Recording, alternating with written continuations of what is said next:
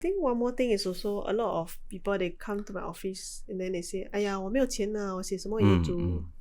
Yeah. I think that's one of the misconception I always, or Yeah. the objection I always get when I say that, I always encourage people to write their will, get these things done, right? But a lot of times, some of the elderlies will then say that I also don't have much, right? I only have one HDB, so I don't have anybody to give it to.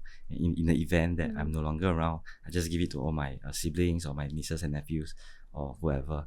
Right, so I think I also remember that you shared with me that there's a story with regards to only one HDB and created a lot of problems for the beneficiaries. Yeah, so a very interesting case. I had a single uncle who passed away.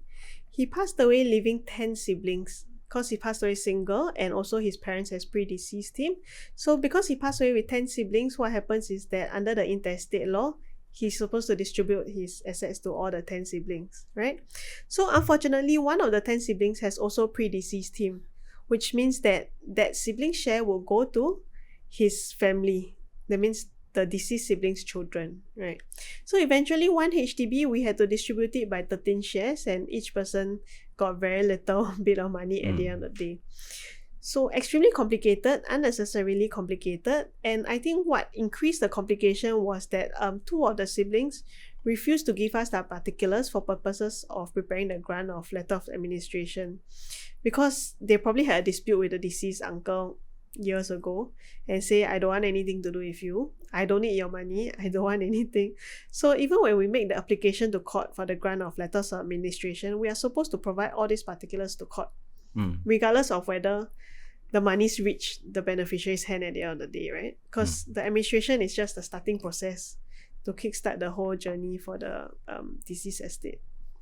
So one simple HDB, we always think, what kind of problems can happen? Well, many problems can happen just from the HDB. So in the end, how long it took you to actually settle the whole thing? So eventually we managed to get their particulars. After much discussions with them, they were willing to provide their particulars. So we managed to file the grant of letters administration. I believe the grant of letters administration took around 4 to 5 months just to come out. And after the letters administration was given by the court, the next step is then to sell the HDB. Right. So the appointed administrators, they have to take on the responsibility of clearing the HDB, looking for viewers, looking for potential buyers. And after they're done with everything, then they split the sale proceeds, right? So that took another year or so before the whole thing was concluded. So in total, it took about 1.5 years just to conclude. 1 year plus. 1 year plus just to conclude the entire thing.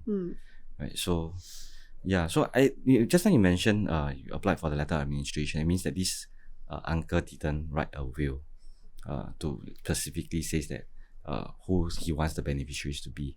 So maybe if, like what you mentioned earlier, if he probably had a dispute with one of the beneficiaries or one of the siblings, maybe he would have excluded them in the will, then maybe the whole thing wouldn't drag. Would be simpler. Yeah, much easier, right? Maybe he had decided, in his mind, maybe he thought he wanted to give one nephew the whole property.